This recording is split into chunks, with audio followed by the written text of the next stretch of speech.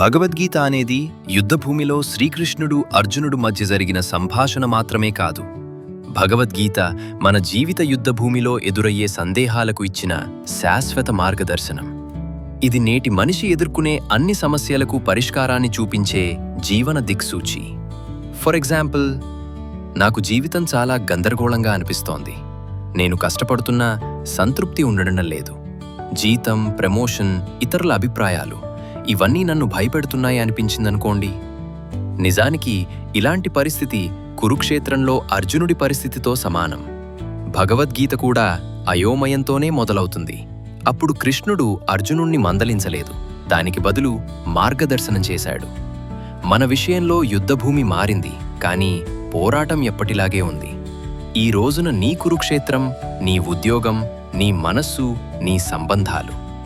భగవద్గీత మనకు ఒత్తిడిలోనూ మనం నలిగిపోకుండా ఎలా జీవించాలో చెబుతుంది. అందరూ ప్రయత్నం చెయ్యి అంటుంటారు, కానీ ఫలితం రాకపోతే ఏమవుతుందోనన్న భయం నిన్ను వదలనప్పుడు కృష్ణుడు చెప్పిన కర్మయోగ మార్గం సహాయపడుతుంది. నీ కర్తవ్యాన్ని నిష్టగా చెయ్యి, కానీ నీ విలువను ఫలితంతో కొలవకూడదు. ఫలితంపై ఆలోచిస్తే భయం వస్తుంది, కృషిపై దృష్టి పెడితే ప్రశాంతత వస్తుంది. నిజ జీవితంలో ఫలితాలు ముఖ్యమే, డబ్బు, గౌరవం, జీవనం అన్నింటిలో, కానీ అవి నీ మనస్సును నియంత్రించనివ్వకు అని. అలాగే ఇతరులతో పోల్చుకుంటూ వెనకబడ్డానని అనుకుని బాధపడుతుండడం సహజం. దీనికోసం గీతలో శ్రీకృష్ణుడు చెప్పాడు, నీ కర్తవ్యం నీదే, నీ మార్గం నీదే, ఇతరుల విజయం నీ ఓటమి కాదు అని. అలాగే కోరికలు కూడా తప్పు కాదు, కానీ వాటితో అనుబంధమే సమస్య. కోరిక ఉంటే దాన్ని తీర్చుకోవడానికి ప్రయత్నం జరుగుతుంది.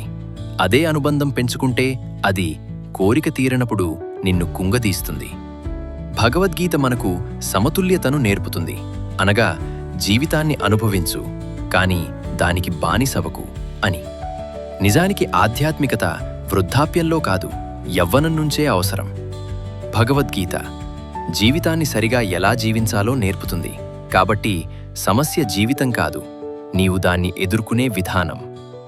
భగవద్గీత పూజించటానికి మాత్రమే కాదు, ఆధునిక జీవితంలో ధైర్యంగా, ప్రశాంతంగా నడవటానికి మార్గదర్శి.